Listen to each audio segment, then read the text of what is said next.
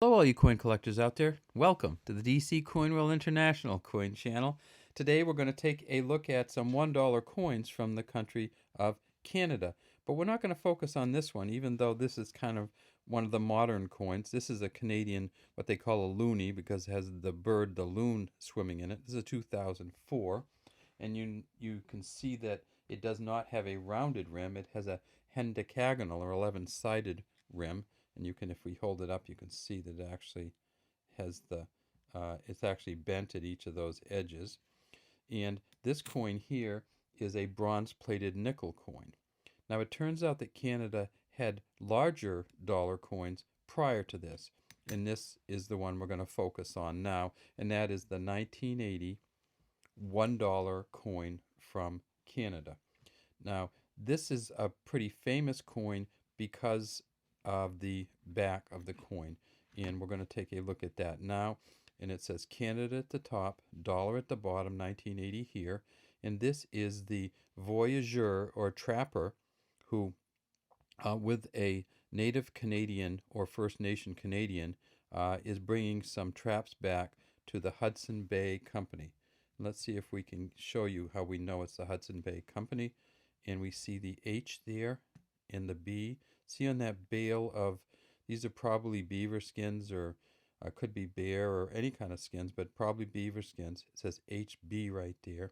That stands for Hudson Bay, and that's the company that hired trappers to work with the native Canadians to go and get animal furs to bring them back to Europe for hats and coats. Over here we see an E and an H. That is the initial of the engraver and designer, and his name was Emmanuel Otto Hahn, E.H. If we look at the top above the figures in there, we see these lines coming down. These lines are for the northern lights, which are a magnetic field that causes color in the night sky on some evenings in Canada. And this is kind of a stylized some trees. At the very top we see it says Canada. We have a kind of a toothed outer rim, and it touches right up against the rim.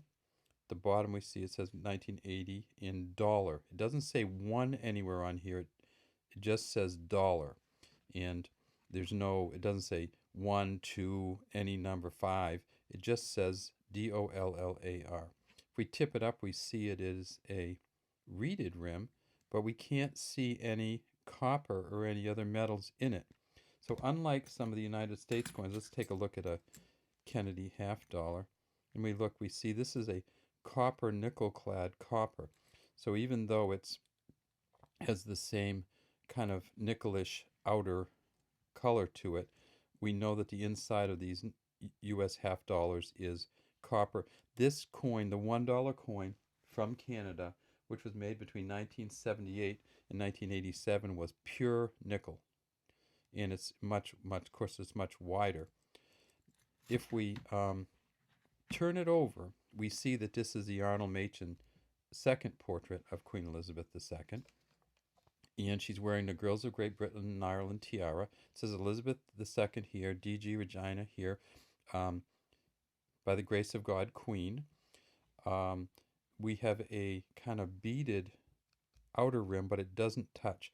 So that's something that we want to take a look at. See how this does not touch the outer rim? And this is, this toothed one is actually part of the outer rim. So those are a couple different rim features that you get with different coins. Now, because this coin was pure nickel, it cost a little, and nickel started to getting a little bit more expensive. They wanted to shift to the loonies, and that's one of the reasons they shifted to the loonies. But when they shifted in 1987, it allows coin collectors to do something that's rather cool, and that is that there are some loonies from 1987, and there are some of these larger dollars from 1987, both worth $1. The larger dollars in 1987, however, were only made in sets or for proof. So if you get a 1987 of this one, it's going to be a little bit more expensive, quite a bit more expensive, and it's only going to be in a proof or a set version. In the 1987 of the loonie, you can get that both in a proof set and in just general circulation. but it's one of those kind of anomalies where you can get two different dollar coins from Canada from the same year that look totally different and are totally different. This coin here, however, in 1980, which was the third year that they made 2.9 million. It's worth about $1 to $1.25 US. Many Canadian coin collectors say just spend them because they're not going to appreciate in value very much. There's nothing incredibly special about them. There's a couple error versions of this coin, but they're not major error versions. There's some doubling on one. There's some cracks on them, like die cracks. But those have not really significantly improved the value. In fact, there's a little tiny bit of what might be a die crack on here. It does not really add to the value much. But if you're collecting Canadian coins and you want to get all the years, this is a nice coin.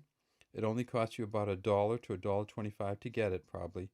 And it is coming up on 40 years old with a great reverse image on there by Emmanuel Otto Hahn.